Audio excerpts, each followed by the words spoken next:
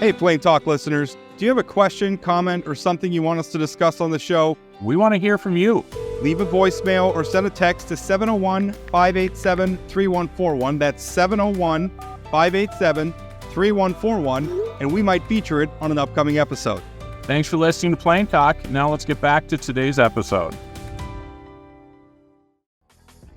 Love staying informed? Subscribe now and get unlimited access to local news, weather, and sports for just 99 cents a month for your first 3 months at inforum.news/join. Read every story, listen to every podcast, and download the apps that keep you informed and on the go 24 hours a day.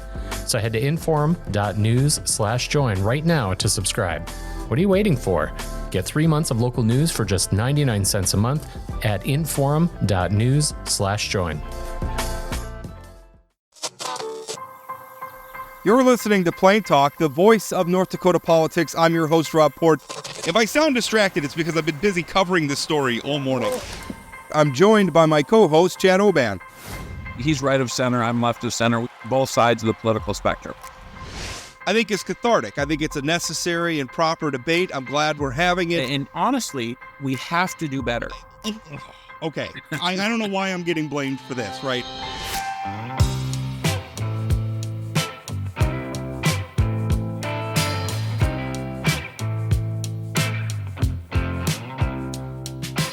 Welcome to Plain Talk. And Chad, I gotta tell you, we talk all the time about like the algorithms and stuff on social media. I got a firsthand.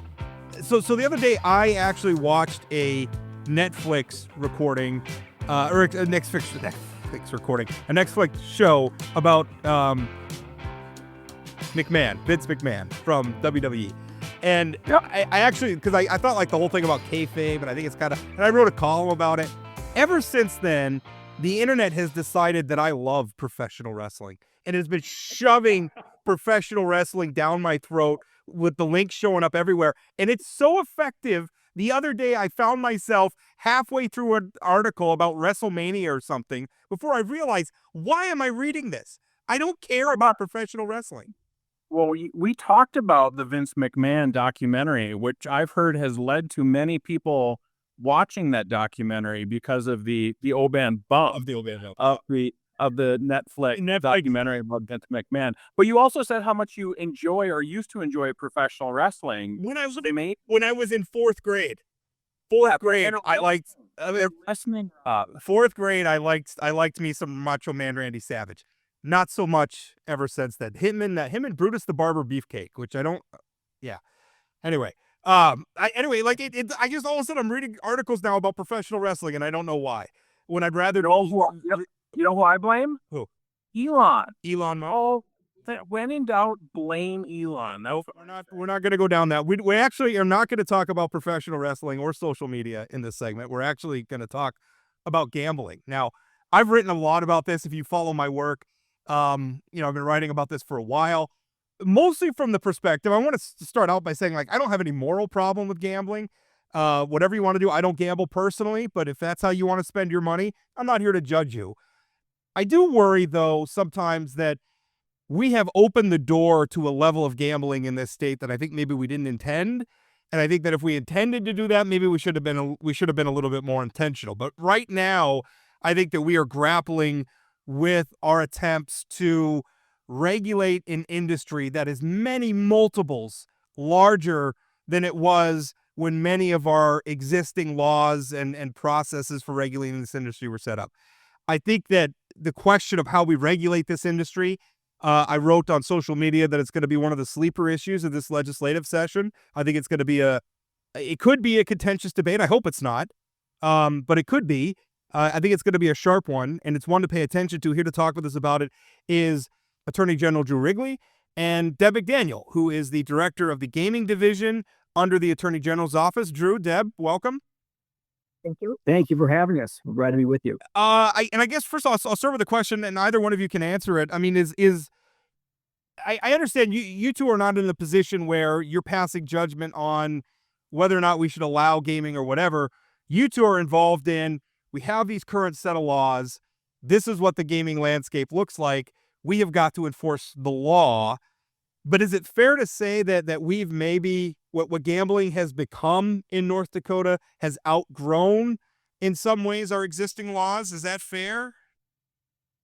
Well, I think I would comment on that, having been here now 3 years, that it is definitely pushing the seams and the connective tissue of the gaming laws in the state. And then there was a lot of legislation that came through in the last session for consideration. And Deb and I just became acquainted when I came on board as Attorney General 3 years ago, and quickly figured out that we had a very similar approach and set of beliefs about this. I really want to compliment Deb McDaniel, our division director, who's been involved in gaming in North Dakota for is it 30 years? Yes, about 30 years. There's no question. Deb is the foremost expert in the state of North Dakota.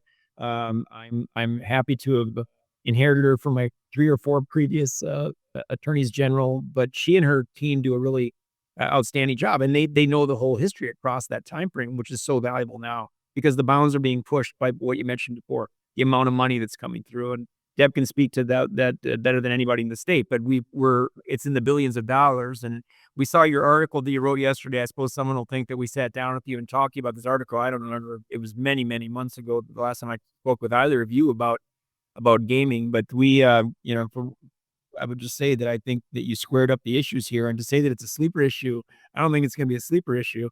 It might not be what's on the front page of every paper every day, but it is going to be ringing in these halls like it was last time. I'll end with this. I made clear at the beginning that this office, we're Switzerland because of what you mentioned. The legislature decides the parameters of what gaming is going to be in this state. But as I asked Deb to do, and she did so capably well in the session, was to make sure that we're watching every bill, we're following it, and we're going in there to let them know what is the calorie count in every bite that you take. What will be the effect of making these changes that you're contemplating, and what will happen? Because gaming has exploded with the e-tab machines to a point that people are starting to question and have concerns. And we just want to make sure when the legislature makes judgments about it, that they're doing with full daylight on what could be the consequences. And I really wanted to compliment Deb and her team. They did an outstanding job engaging in the legislative process last time around.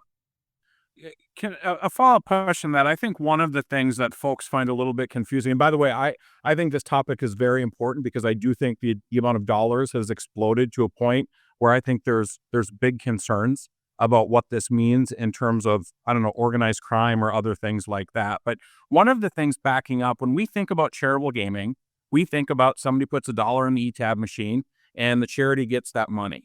But that's not actually how it works. Can you talk a little bit about what the charity gets, what the distributor gets, what the manufacturer gets, and who those sort of folks are, that we're not just talking about the local baseball club, but there's some big money interests that are involved in this e-tab gaming, correct?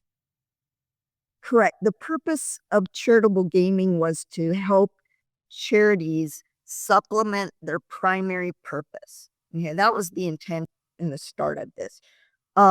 We have licensed distributors that provide gaming equipment to these charities to enable them to conduct the gaming. Okay. Manufacturers supply, the equipment to the distributors provide it to the licensed charities.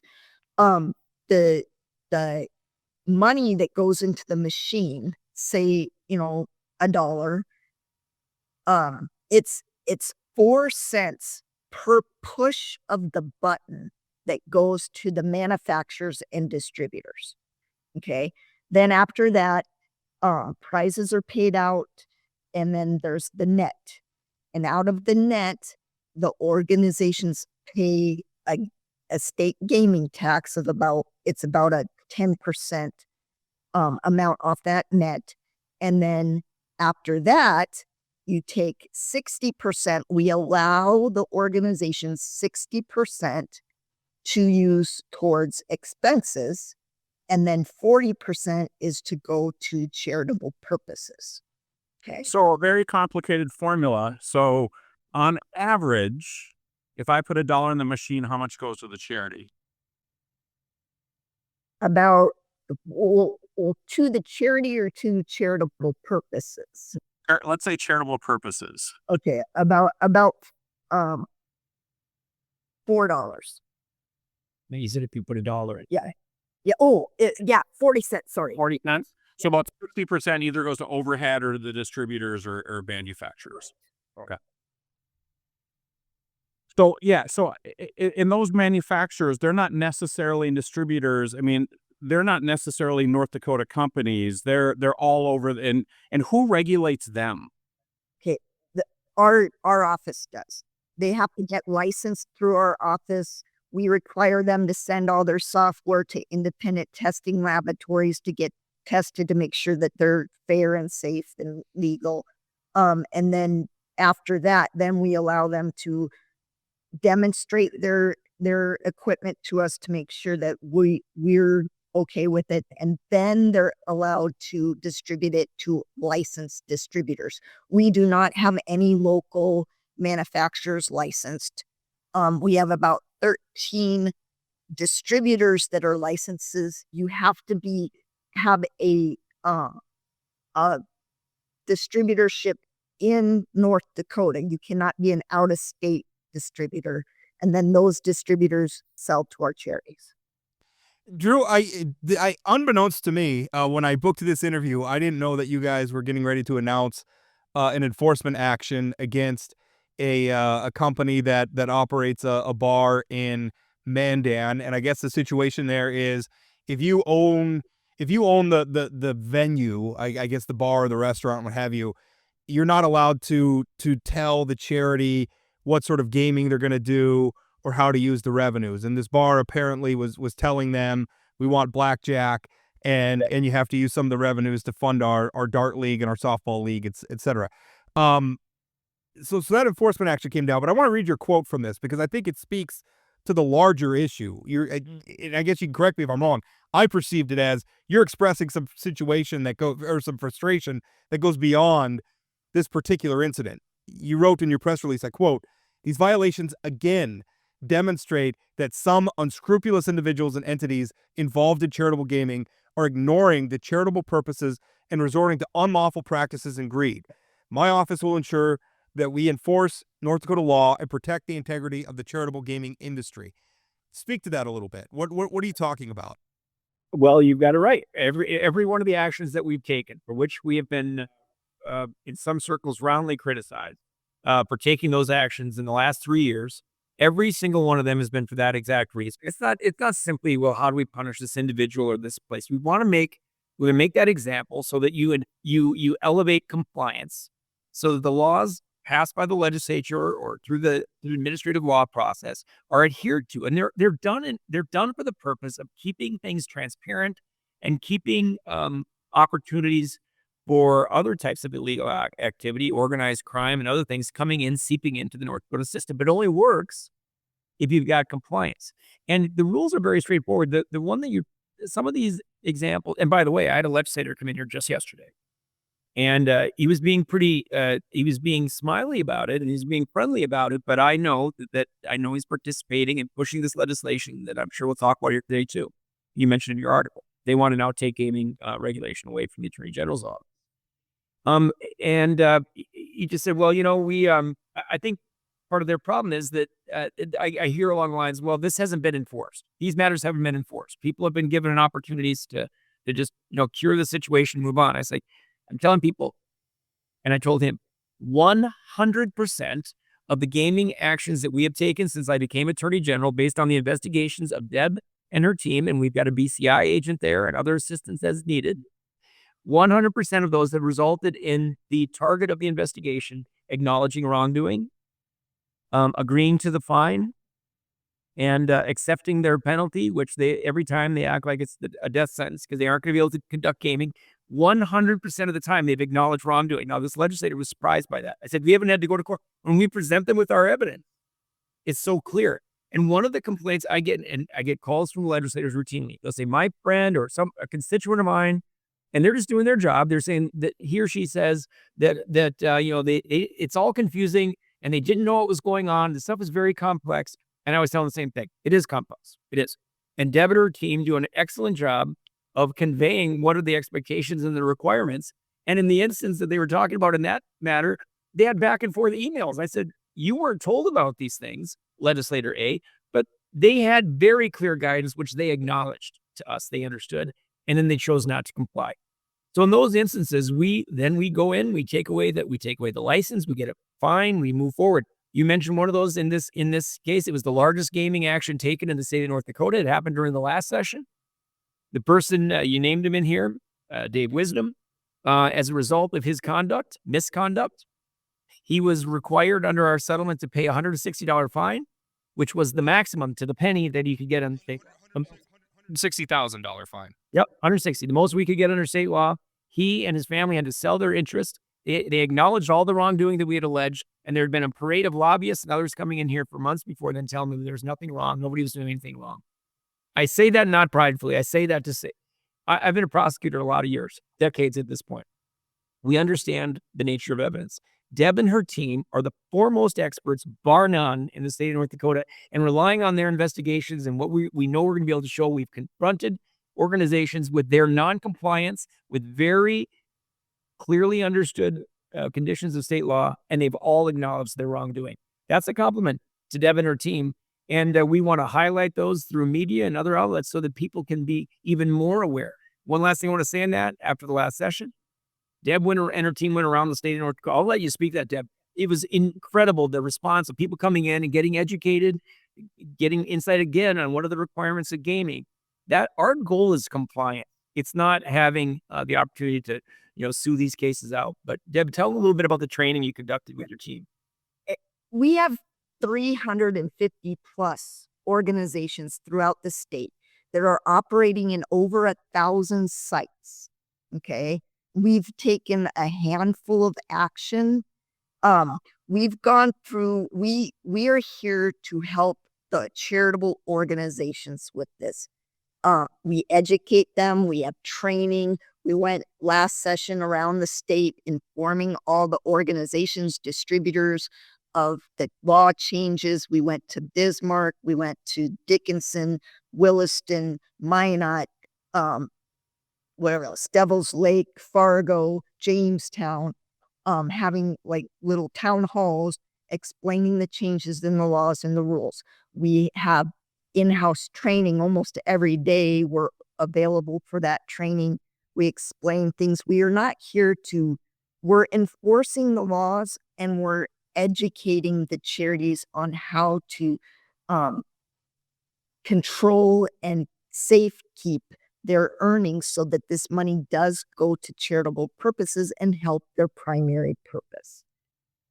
So I've had heard, not directly from, but through other people, that the law is somewhat confusing for bar owners, particularly looking at the administrative code where it says a bar owner or his family can't interfere with or attempt to influence an organization's, the charities, selection of games, determination of prizes, disbursements of net proceeds, or influence the selection of the distributor. But it also says the bar owner may recommend an eligible use.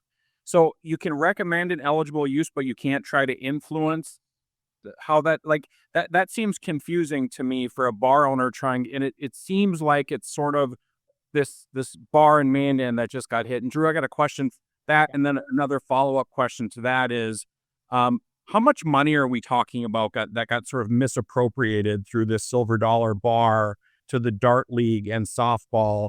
And would we be sending out a press release about this if it weren't right before a legislative session? So sort of two parts. Is there some confusion on the administrative laws?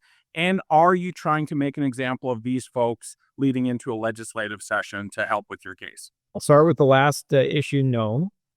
Timing was driven completely by the settlement when it got done, negotiated out of the course of a period of time, several months. The Dave Wisdom case that gets referenced in here happened in the middle of the last session. Timing on that was driven by nothing but the same things I just said right there. And it just happened. It was on the front page of the paper. I don't know if the front page of the paper. No, we've had other actions in between those. So though the timing of that is not driven by it's fortuitous, I suppose, in that it gets teed up at the legislature. They all know this is going on. And several of them have talked to me in between sessions. By the way, there's a silent majority that will talk to me and say, "Hey, we're glad this is happening," and then there's others who go the other direction. On the confusing part of it, the charities really, or I'm sorry, the bar owners, they have the easiest part. The easiest part, all they get to say is really, I'm very broad brush. You'll correct me with some detail, but broad brush is that we want to have gaming. We're available. We want to have a gaming site. And then it's someone remote to them who decides what the charity is going to be and so forth, what the equipment's going to be and everything else. If I own the bar, I can say, I want to have gaming. I don't have to have it, but I want to. And then they come in and I get paid a rent, or if they're ETAB machines or if it's the blackjack table, whatever, I get paid rent for that. That's it. That's the only role that I can play.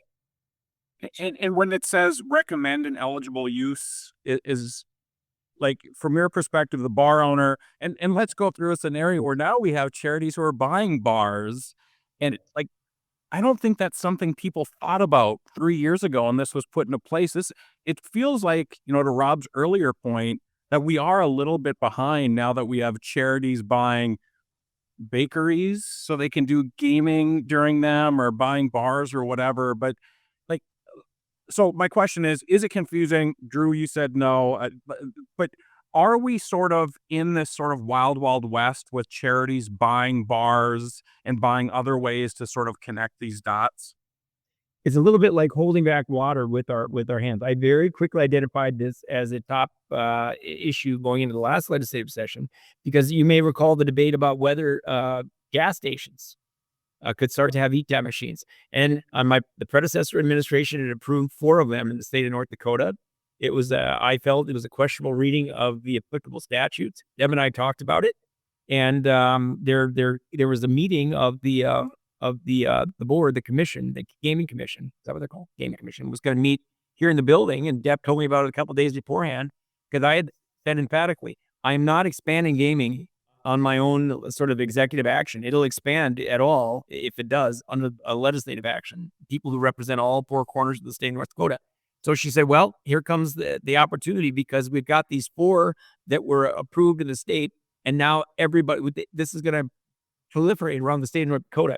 It's going to be like some of our neighboring states, and every gas station is going to have these ETAB machines and everything else, on and on and on. I said, no, I don't read the regulations at all. We had many meetings about it. We had a meeting of the minds on that completely. I went personally to the gaming commission in the building here. They were meeting down in Bryn Hill, Howland, and I testified against that, imploring the commission to not allow that interpretation to go forward, and let them know why I didn't want to approve anything else for those gas stations until and unless the legislature concluded, like, okay, no, we want them in every gas station in the state.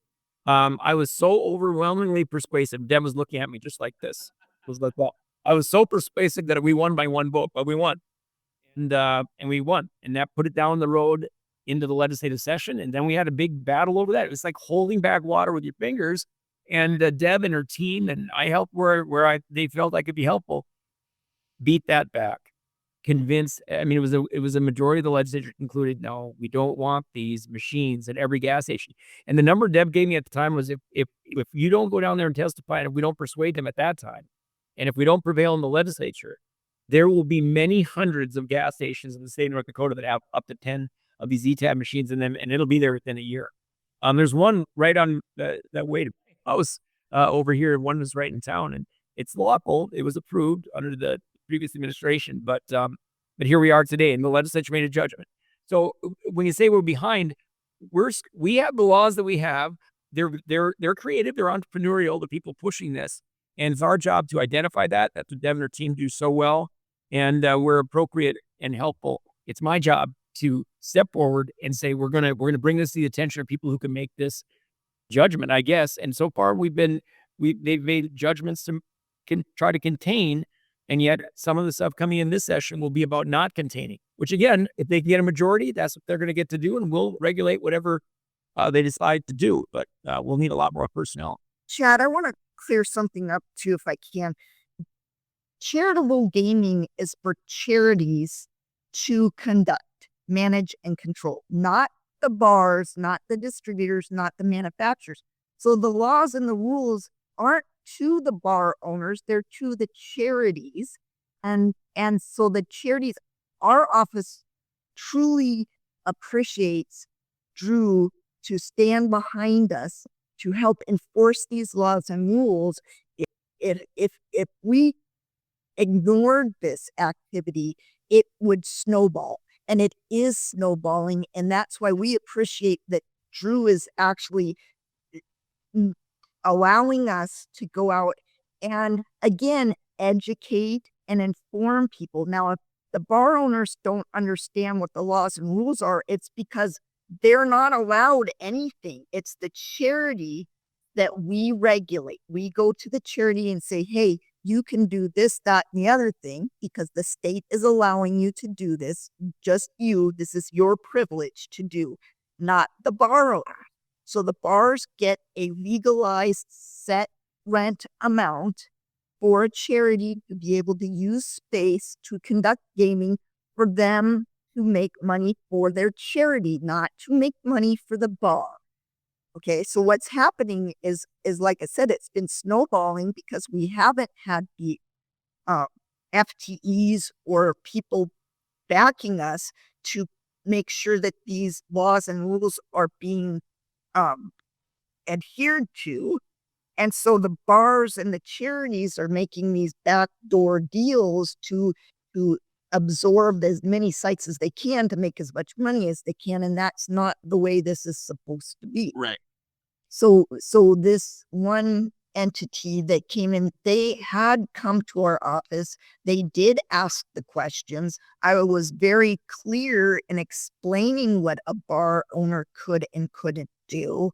And then they came in again and they still did the same thing that we told them that they can't do. So, and like I said, we have over 1,000 sites, and this one was the one that we were, it was blatant what they did. They come up with creative ideas. We had one enforcement action over in West Fargo here in the recent 18 months, I guess it was, that there they were, the owner of the bar decided that he was going to be participating and giving out prizes for some of the raffles. He was going to find a way to make additional money that way. And they're entrepreneurial. They come up with these ideas, but the gaming laws don't allow them to be that. They are there. They can be paid rent for having that gaming there, and then the charity has to conduct it. And that's one thing we want to highlight too.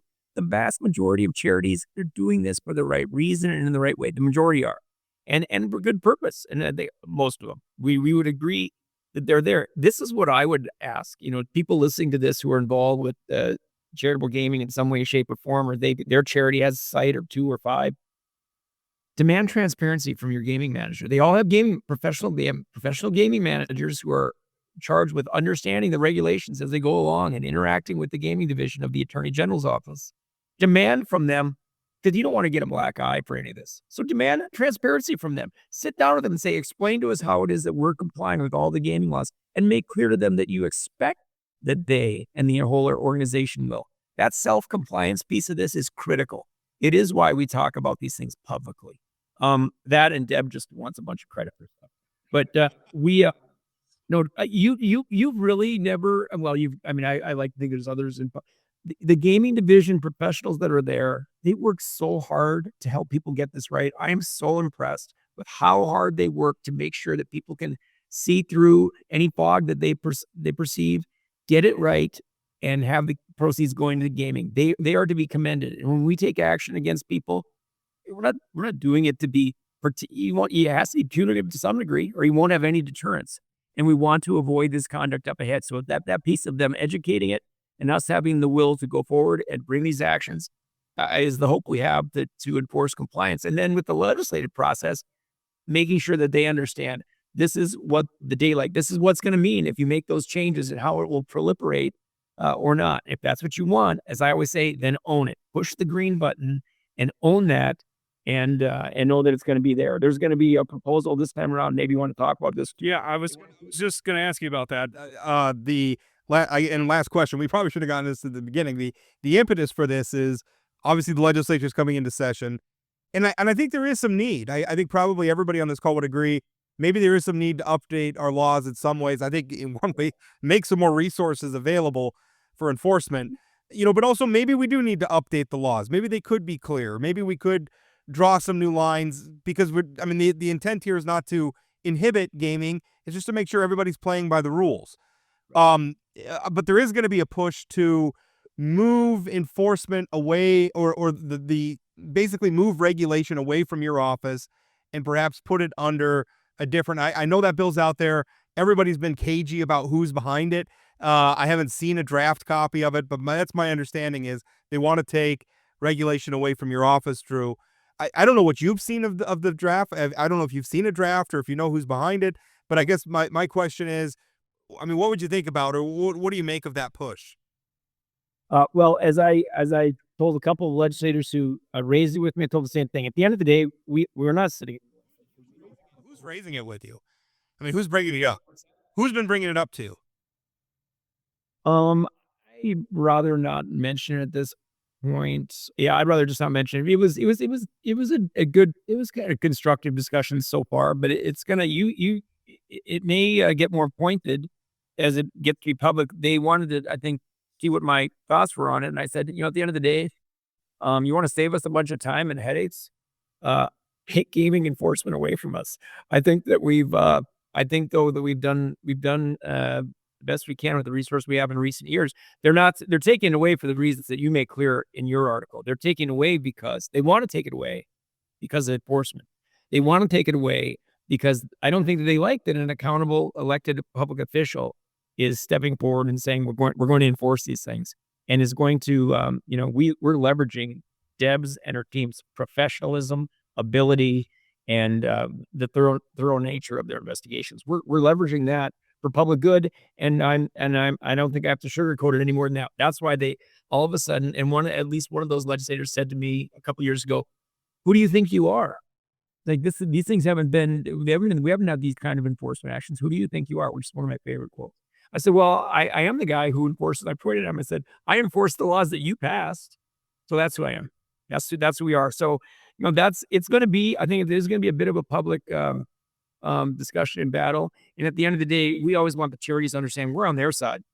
We're on their side. We want there to maintain. Rob, you did it again. People will think that we talked before this article. We did not. I haven't spoken to you. I don't remember the last time. And you make the point. At some point, if they're not careful, you may get to a point in the state where they don't need the fig leaf of your charity anymore, and get rid of the middleman. To Chad's question before, how much goes off to a charity? Maybe we just have gaming. And I'm told that there is at least one proposal coming forward that is just that. Did I hear that right? Yeah. One of Drew, and this is the actual last question now.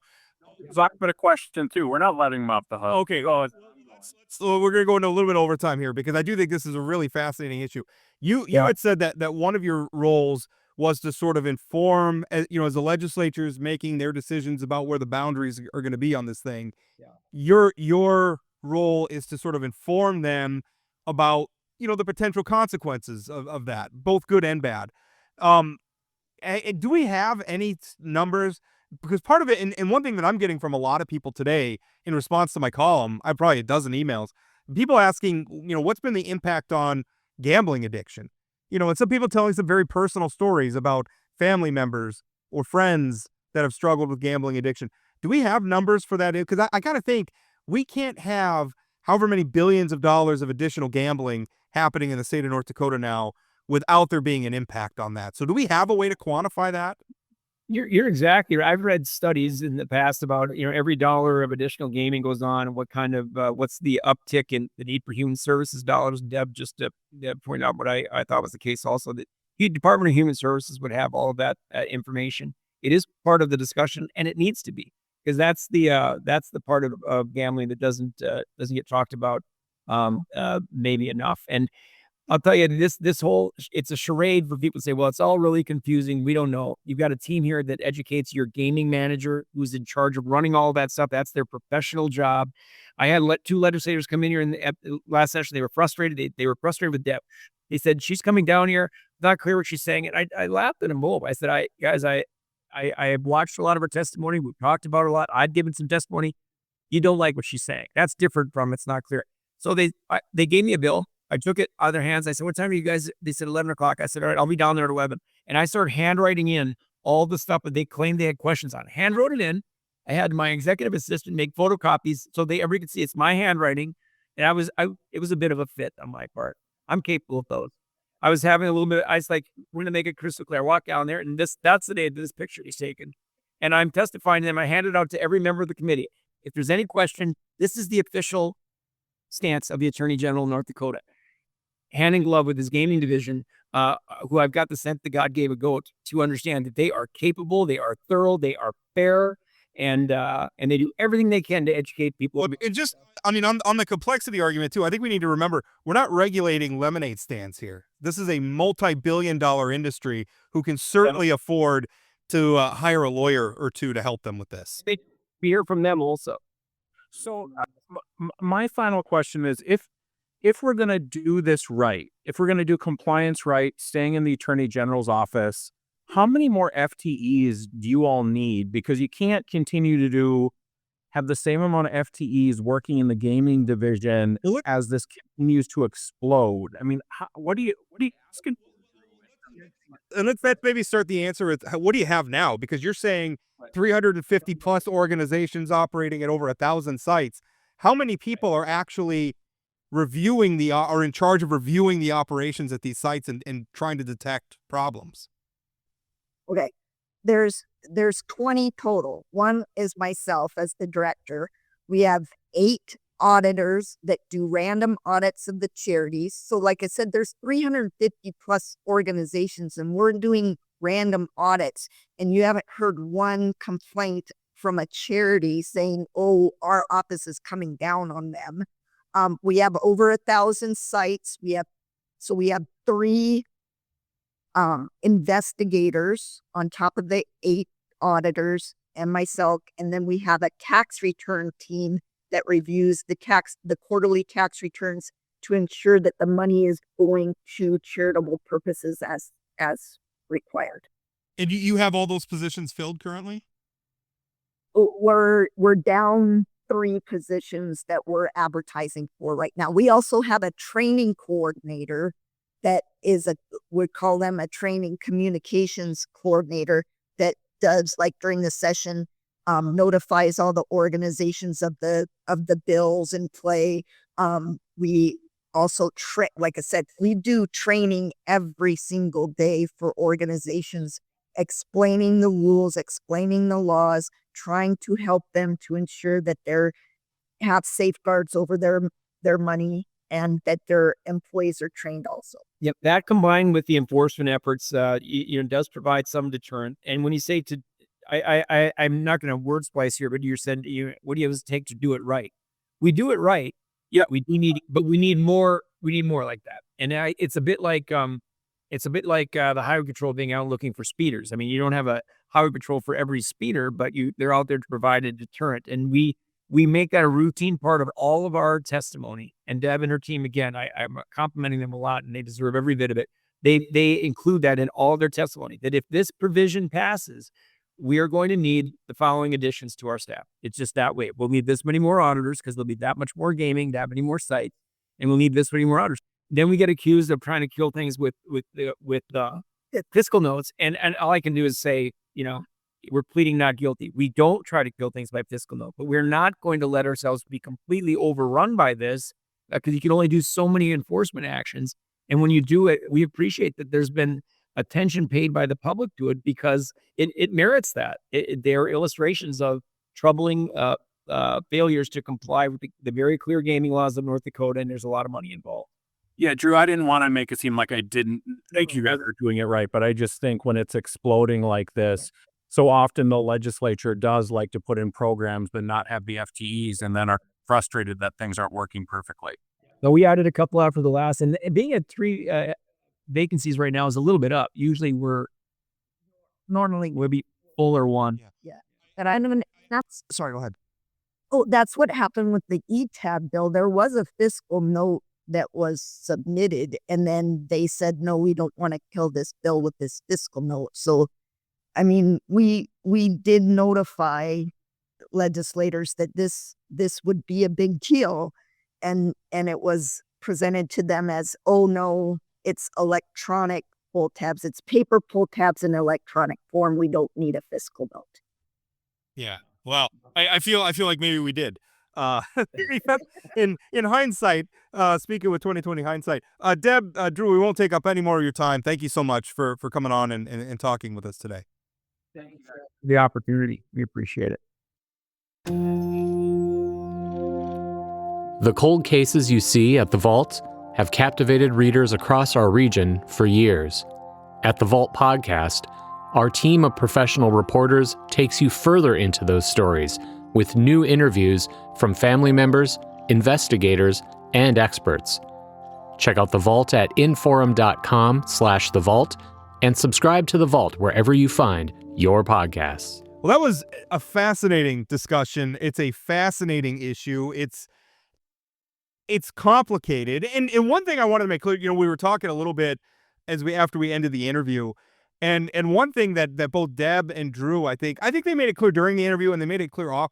This isn't really a problem with the charities.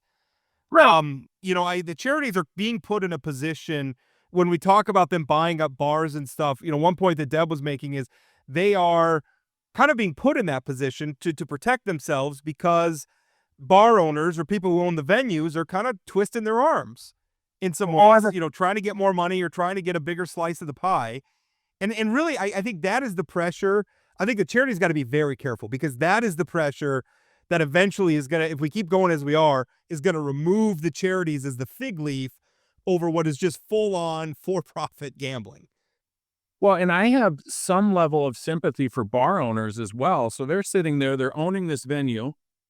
They see the distributor and the manufacturer of these machines making millions and millions of dollars, and they get nothing, right? And they get rent or they get. I think it's like $400 a month or something. Yeah, it's not real much money, relatively speaking. And so I think when you've got this much money coming in and a big chunk of it's not going to the charities anymore, the bar owners are looking at it like, this doesn't seem quite right to me. But I think the overall point is we have charitable gaming to get money to charities, and that's not what's really happening right now. And so I think what they're trying to do in the Attorney General's office to regulate this stuff is fantastic. I think they're understaffed. I think this thing is blown up in a way that nobody can wrap their arms around. Well, Deb dropped a bomb on us too after we stopped recording. She threw a statistic at us in the month of October. So October 2024, there were more than 200 million button pushes on ETAB machines. So I'm assuming that's like, because they operate basically like a slot machine. So that's like you push the button, you find out if you got 200 million in 1 month, $80.2 million in cash put through ETAB machines. Where is that money coming from? I asked the question, I guess we need to talk to a different department at state government. What is the impact of this on the state? Because there's going to be one. We cannot be directing this much revenue into gambling without it having a deleterious impact on our state in some way. There are addiction issues that are exploding in the state and all over the place. One thing I do regret not being able to ask Drew is Roscoe Striley's question on Twitter. It's the first time Roscoe's included me in a tweet that wasn't completely bombastic and attacking me. And so I feel bad that I didn't ask Drew about sports gaming. And obviously Drew doesn't have anything to do with sports gaming until the legislature, the people allow it. But I felt like it was a good opportunity for me to ask Roscoe's question. Well, sports gaming too, that would be for profit. I mean, if I look at the proposals we've had for that in the past, that would be for profit gambling. And again, I don't really have a moral, I personally, as a personal matter, I don't gamble because I know how to do math. And I know that at the end of it, Rob's not going to come out on the top of it. I mean, I'm not a skilled poker player, so if I'm sitting here putting that machine has a formula, and that formula means I'm going to lose in the long run. Because if I wasn't losing in the long run, it wouldn't be profitable for anybody. Right. I mean, it's pretty common sense. I will tell you, I make one bet a year. I have a January meeting in Las Vegas every year where I bet $100 that the Dodgers will win the World Series. I've done that for many, many years in a row, and I finally won. I won $350, but I'm probably in for about $800 because COVID year, I wasn't able to go in 2020. So even when you win, you lose. Yeah. Yeah. Well, and again, that's how they build these gigantic casinos, not because everybody's going to Vegas and being a winner. It's because just about everybody is losing. And I get it. Like, if you sitting at the slot machine, you enjoy the experience, you like being at the blackjack table, that does it for you. Hey, I'm not here to judge, but we need to be careful about this We can't ignore the societal ills that come along with it. Right. For the same reason, I don't want to make alcohol illegal, but we can't ignore the fact that having bars and liquor stores and everything has an impact on society. So, Well, and I thought it was interesting them talking about, putting a fiscal note on a bill and the legislature saying, nah, that's not true. We'll just pass it anyway. We don't have to worry about paying for it. It's a dangerous business to not fund the people who are supposed to be regulating stuff. and that always cuts both ways, because sometimes they like to put fiscal notes on bills that are ridiculous to kill them, and sometimes they like to hide the fiscal note so that Make it happen. yeah. So yeah, it's a fascinating issue. I think this is going to be a bit of a brawl, because there's a lot of money behind this. And I think what's going to be misleading about it is, I think in some ways the face for the state is going to be charities, and boy, charities are hard to argue against. Yeah, well, but there's such a small part in this. I mean, Well, but we shouldn't say that's. I mean, there's a junior golf association, and I don't. Because I don't want to drag them through the mud. I don't think they're misspending, but they have tens of millions of dollars, Right. of millions of dollars, and I'm thinking that small part of this because they're making a lot of money with a lot of these small charities also don't have internal checks and balances. It's the begging. boards and everything else, and yeah, I mean, also, I mean, by the way, you hear about some of these hockey clubs buying up bars and stuff. Ask yourself, is hockey getting cheaper for you parents? I mean, I hope it is, because they have a fire hose of money coming in. So I hope it's cheaper to play hockey in the state of North Dakota now, or baseball, or whatever the sport is. Yeah, and they're using basically the players' fees to buy the bars because they can't use charitable money to buy the bars. It's crazy. And Well, the other thing, and by the way, I'm fine with that if we could turn it around again, and then in some ways put the money's back to the kids and the parents who are participating in it to benefit them in some way. the other thing you said is, this is going to be a hot topic during the session. The other thing that often will make things a hot topic is Drew Wrigley's not afraid to go and mix things up down the hallway with the legislature, as we saw last session. So I think it's always amusing when Drew's a part of this because there'll be he'll mix it up. The thing I love this about Kevin Cramer. I love it. I mean, do they put their foot in their mouth sometimes? Yes. Do I like that they are recklessly honest about things and there is absolutely no ambiguity about where they're at on a particular issue? Yes. I would rather have that than maybe everything being kind of guarded and behind the scenes. So I struggled a little bit, reading the article about the bar in Mandan, and sort of it's all over the press, right? There's a press release that was sent out. If this charity's making tens of thousands of dollars and the only thing they were doing was paying for fees for a softball team, I mean, that's not that much money, right? And so, I think Drew focused more on sort of the political side of it, me almost suggesting he was showboating on this thing, but that's not what I meant. It's like, now these 3 bar owners are all over the paper. One of them's a school principal. Who knows if this bar owner had any idea what was going on? So they're breaking the law. Obviously, there's problems. They admitted to it. But is it on the front? Should it be on the front page of the paper? Not, I mean, yeah. get I a mean, click. I mean, not every violation is. I mean, the one with Dave Wisdom, where the one last year that he was also talking about that I reported on, pretty extensively. I mean, that one was so egregious. Where, I mean, they set up a charity and then were using the charity to kind of backdoor and get themselves contracts to come in, and man, it's just it's not good. And I am all for updating these laws. I think they needs to stay under the Attorney General's office, because the Attorney General has a law enforcement component to it. I think the Attorney General's office is equipped to handle this. And from there, if we need to do some things to make complying with the law easier, sure. But I don't know that I'm ready to open up the spigot on this any more open than it already is. Yeah, I'm with you 100% on that. And like you, I don't gamble much, but I do also think, people should be able to do what they're comfortable with. As there's that libertarian streak in me again, Rob. Yeah. That I think people should, but it feels like this is getting a little bit out of control. with the amount of money that's involved here. Also, I think that we should be intentional about stuff like this. I don't think the people of North Dakota intended to create a multi-billion-dollar gambling industry in their state. I think that came in through the back door, and that's a problem. Yep. And we didn't have time to get into this, but I would be curious on like the expansion of charitable gaming, like when it was just blackjacks and regular pull tabs, how much money was involved in this versus now. And actually, I have some charts. They're about a year out of date now, but I had some charts on it, and the growth is like exponential. It is remarkable. All right, where do we want to go from here? We have Governor Burgum gave his last budget address, which I have a column filed. It's not out now, but I feel like we maybe don't need a budget address from the lame duck governor. I don't. I just in 11 days, and he spoke for over 90 minutes. Yeah. And listen, some of it is he's saying goodbye. He's taking a victory lap. Whatever. Every politician on the face of the earth is going to pat themselves on the back. I'm not going to hold that against him. I just don't know.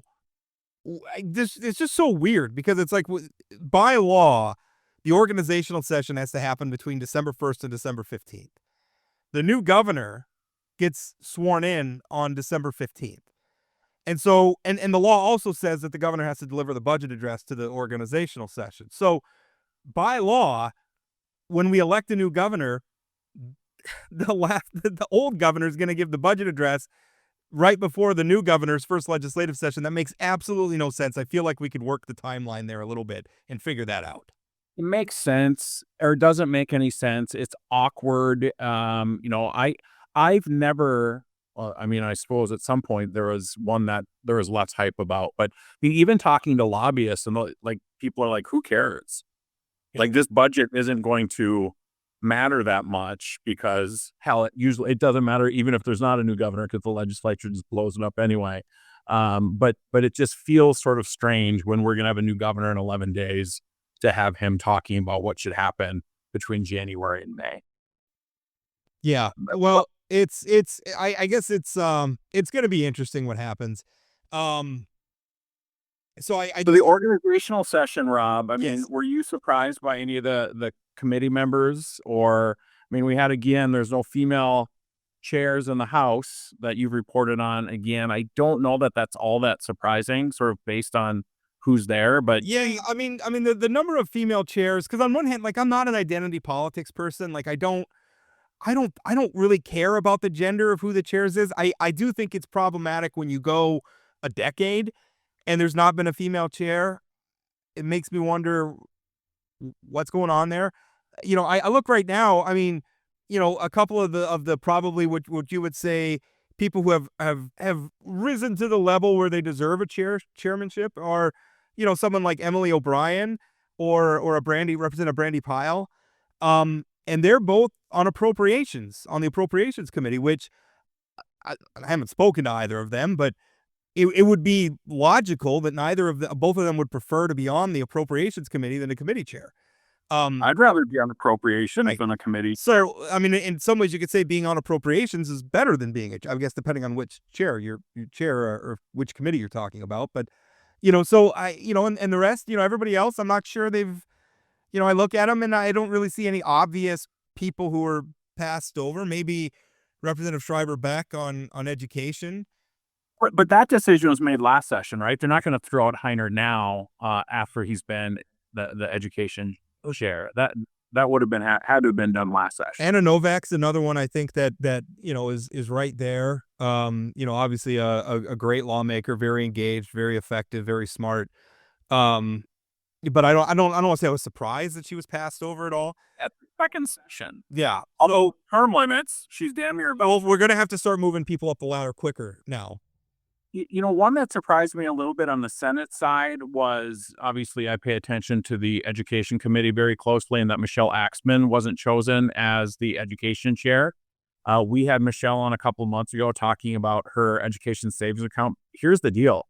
I disagree with some of the stuff in that bill, but nobody's more engaged in education policy than Michelle Axman is. And she was a Senator Beard who has not been engaged in education policy, was chosen as the chair there. I think that was sort of a weird choice, and sort of Michelle Axman is really impressive. I think that was a mistake from the majority caucus. Yeah, Senator Axman knows that policy area forwards and back, chapter and verse. So that is one that struck out. These things are subjective. I'd like to hear what Senator Hogue, Senate Majority Leader Hogue, how he justifies that. And I'm not saying he's necessarily wrong. I just, I don't know. It kind of interesting. Hey, Rob, if you're elected majority leader, you get to make some of these judgment calls, right? That's part of the deal. Well, and we're going through that right now with the appointments at the national level, which maybe is a good segue for something else we could talk about briefly. But, at some point you elect these people to make decisions. And even, we could stay on that theme. President Biden pardoning his son. I've seen a lot of people saying that we should take pardon power away from the presidency. I actually, although I think that Donald Trump has abused it egregiously, although I think Joe Biden now has abused it egregiously, that power exists as it's one of the famous checks and balances in the American system of government. It is a check on judicial authority, where if the president can reach down and say that somebody's been abused, and a lot of times it's been used for people who have been, jailed because of racist prosecutors and things like that. It's been used for justice. But it's also been used by Bill Clinton to get Mark Rich out of jail, and it's been used now by Joe Biden, and it was used by Donald Trump to get a whole laundry list of his campaign people out of the hoosegow. So, the thing is if you elect people and they abuse their power, the problem is not necessarily that they have that power, it's that we elected somebody who shouldn't have been allowed to wield that power. We elected bad people. Alice Oban used to tell me growing up that 2 wrongs don't make a right. And so for me sitting here, the Hunter Biden thing is a bit of a struggle, because on one hand look at all these people that Trump pardoned. Yeah. He's pardoned a bunch of them and is now giving them jobs. Jared Kushner. Yeah. If you're father, if your last name's Kushner, you get out of jail and you get to be an ambassador. If your last name is Biden, you're expected to toe the line. And listen, I don't like any of it. And that's what I struggle with, right? Joe Biden, say what you will about him, has been a pretty ethical guy. And this sort of if you can't see video disagrees with that, sweat the brakes. Okay. But this is, after months and months and months of saying, I'm not going to pardon him, and then give him this sort of blank slate pardon, it makes me a little uncomfortable. In some ways, when Democrats, and obviously when Joe Biden, when he was running for re-election, and then Kamala Harris, one of the arguments for the fact that Donald Trump is a lawless authoritarian was the fact that he rewards his cronies. He was promising to pardon the January 6th people. He's promising to pardon this. He did pardon. He pardoned Joe Manafort. He pardoned Roger Stone during his first administration. That was part of the argument against his lawlessness. You don't get to make that argument and then turn around and do the same thing. It's wrong. But what about? No. Oh. And again, I'm not saying what about. I'm saying it is all wrong. And you should all stop it. And it's not okay when your side does it. Rob, my whataboutism was going to be what I was about to do. I'm trying to not do that because it's hard. It is so frustrating to watch Trump fans dunk on Biden for this and say, what about your guy? And Rob, including people who Trump pardoned, are dunking on Biden on Twitter. It's like, what is happening here? Yeah, Dinesh D'Souza was dunking on Biden for it, and it's like, you got pardoned, Dinesh. So speaking of Trump, I thought the Hill article about what Kevin Cramer's desire is to vote for the Department of Defense nominee was a unique one. Maybe we can. Okay, so Pete Hegseth is the Department of the Secretary of Defense nominee currently for Donald Trump for the moment. We'll see how much longer it lasts. Obviously, all sorts of problems, allegations of sexual improprieties, of a lot of grody behavior, drinking, being an alcoholic is a big part of the accusation against him. Senator Cramer coming out. And Cramer's been on such a fence about this. Like, he doesn't want to rule out voting for the guy, but he's also like, yeah, it's really concerning. His latest one was, well, maybe we could get him to promise to stop drinking while he's a Secretary of Defense. And I'm thinking to myself, this is where we're at as a country. Like, we got to ask, like, well, could you refrain from being an alcoholic while you're running the Department of Defense, while Russia's ascendant and China's ascendant and Iran's ascendant, and we've got a near coup in South Korea, and North Korea's rattling the saber. But please, Secretary of Defense, could you not be an alcoholic while you're on the job? Let's be clear. I'm not an expert in this, but if one is trying to get sober, I don't think that just a U.S. senator saying, hey, promise us you're going to quit drinking now is the best way to survive. And I want to be clear that somebody who has struggled with addictions in the past, to me, is not necessarily a disqualifier. Yeah. I mean, people have struggled and people have overcome those issues. That's not what I'm saying. What I'm saying is I'm not convinced that Pete Hegseth doesn't currently have a problem.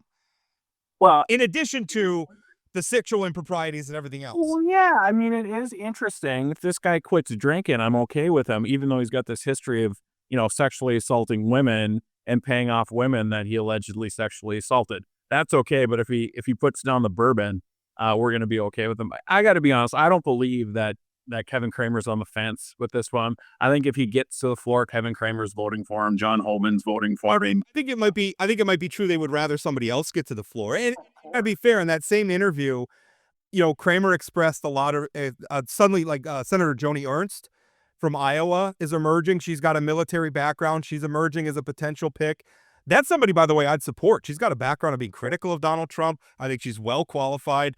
I think get 90 votes. She get out of the galaxy of people that Donald Trump could appoint for that position. I would 100%. And that's what Kevin Cramer said. He says, if she wants it, she would be my favorite. That's what he said. So I think it's fair to say that Kevin Cramer, I don't know what he'd do if it gets to the fly. I think your analysis that he would probably be loyal to Trump and vote for him is not unfair. I do think Cramer would probably prefer somebody else. It's the same thing with Matt Gaetz, right? Yeah. The best scenario for John Hoban and Kevin Cramer is this guy never got to the floor because the new nominee from down in Florida, a much easier vote for them. And Pam Bondi, even though she's not. She doesn't have the same baggage, though. She doesn't have the same baggage, but you roll the clock back 15 years. Pam Bondi is a non-starter. Non-starter. That's exactly the term. But that's kind of what's happening. I mean, what a weird position to be in if you're a John Hoban or a Kevin Cramer or a Senate Majority Leader John Thune. What a weird position to be in, because they don't want to have to vote on some of these people, but they also can't be seen publicly kneecapping them. So they've got to walk this line where they don't make Trump and the MAGA people too mad, but maybe they do enough so that they don't have to vote on the person. Like, what a... So, Rob, how many votes do you think Burgum gets? Like, he's going to get a chunk of Democrats, right? Yeah, I mean, I think so. Because he's qualified, I mean, I think there's probably some far left people because he's a drill guy. The environmentalist people aren't going to like him. But I think anybody who looks honestly at his record, I mean, this is the sort of person any Republican president, Mitt Romney, Doug Burgum could be somebody that a President Mitt Romney would have appointed, right? So I'm interested how Democrats handle all this stuff. I hope that they're not just a hell no on every one of these nominees because it's Trump's guy or women. That will not be good for Democrats. I know we're going a little, but I think that is such an important point, and I was thinking about it the other day, is I think Democrats have to let Trump govern. And I know that's going to be like drinking battery acid for them. I'm going to like it in some ways because he's going to promote some policies that I like, even though I don't like the person. But I mean, the thing is this is what the American people voted for. And we have got to get back to giving the voters what they voted for. I don't know that this idea of resist And we're gonna, I mean, I'm not saying you have to vote for his appointees. If your conscience says vote no on a bill or an appointee, then vote no. But the thing is we're going to these extraordinary lengths to frustrate the other side's ability to govern, I think is wrong, and it's got to stop. And it is as much a threat to democracy as January 6th was. Because And Speaker, but Rob, Speaker Johnson's also going to have the same problem trying to keep his caucus together. Get the majority smaller than last time, right? I mean, they're about the same. well, it's going to be because some of the appointees, once they get confirmed, they're going to be out of the House. But I think they're all like Elise Stefanik. Some of the, I mean, they're from like red districts. So I mean, they're going to get replaced with Republicans. But for a while, I mean, certainly during the first 100 days, the Republican majority is going to be what, one? A handful. Well, no, I think it's going to be one. Yeah, and so you need to get all these knuckleheads that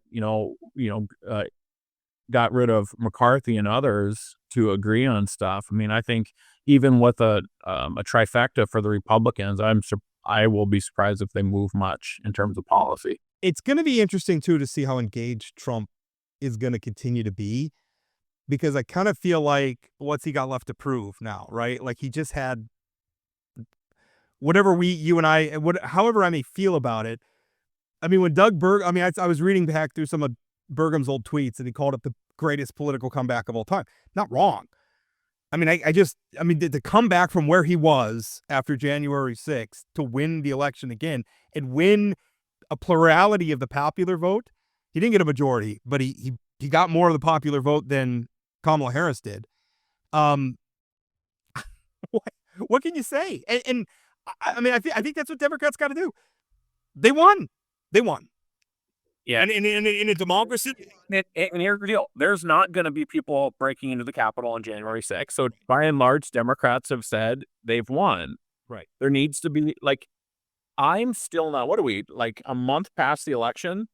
I still can't wrap my head around this. I still can't believe that more people voted for Donald Trump than they did last time. Yeah. I mean, after all that's happened, I think some of the stuff's like, because it's not a fluke anymore. Trumpism's not a fluke anymore. So some of the stuff about, well, I still see people sometimes on Blue Sky. I'm over on Blue Sky now with all the liberals.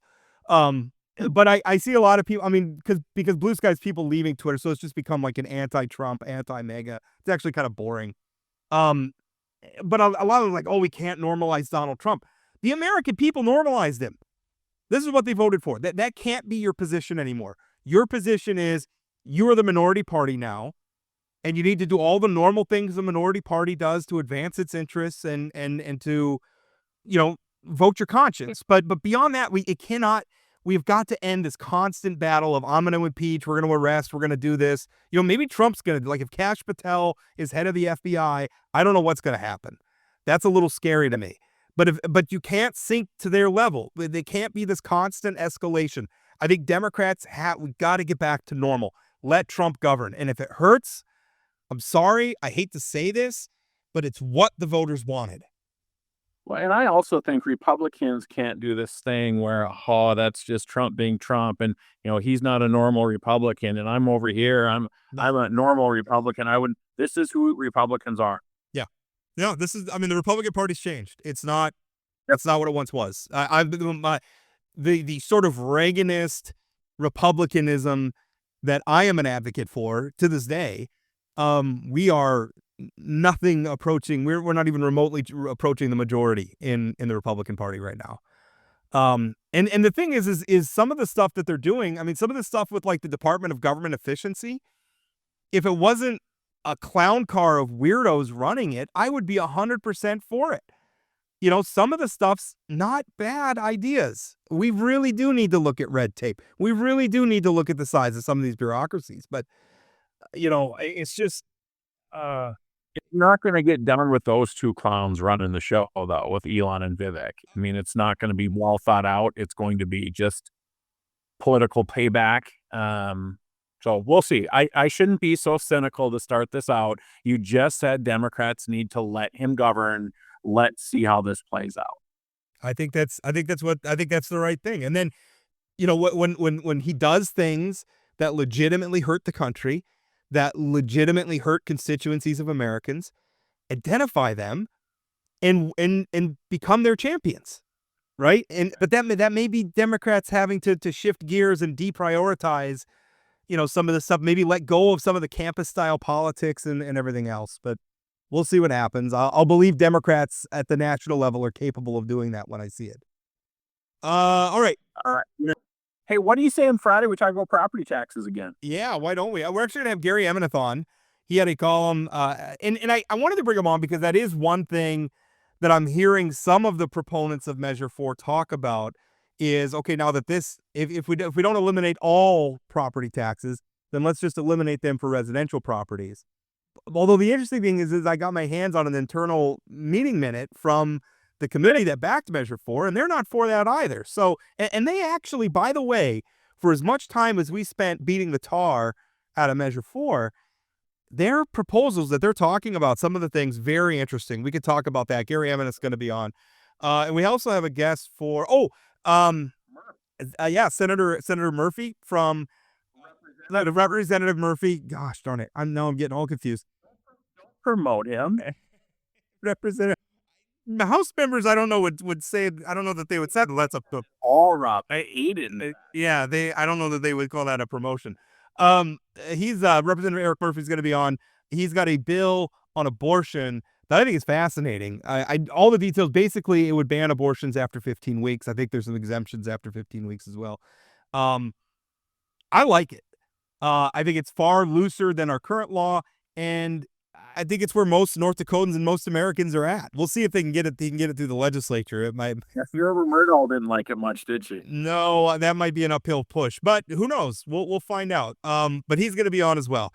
So thank you all for listening. We'll put a pin in it there. I found out where that term came from, by the way. It's a World War II era term. It has to do with hand grenades. Yeah, I thought it had to do with like a map, where like you're putting a pin in a map. Who knows? Oh, that would make sense too. I always assumed it had to do with hand grenades. I didn't know World War II. It is grenades. It stops the things from exploding, I guess is what the idiom came from. So anyway, we're putting a pin in it. We're going to stop. Thank you so much for listening. We'll talk again. That's it for today on Plain Talk, the voice of North Dakota politics. Plain Talk is a production of Forum Communications Company. Got a question, comment, or suggestion? Leave us a voicemail or send us a text message at 701-587-3141. That's 701-587-3141. If you haven't subscribed to Plain Talk yet, you can find us on YouTube or your favorite podcast platform like Spotify or Apple Podcasts. For those of you who are already hooked, give us a rating or review. And don't forget to share or tell a friend. Special thanks to my co-host Chad Oban, and from myself and everyone at Plain Talk, thanks for listening.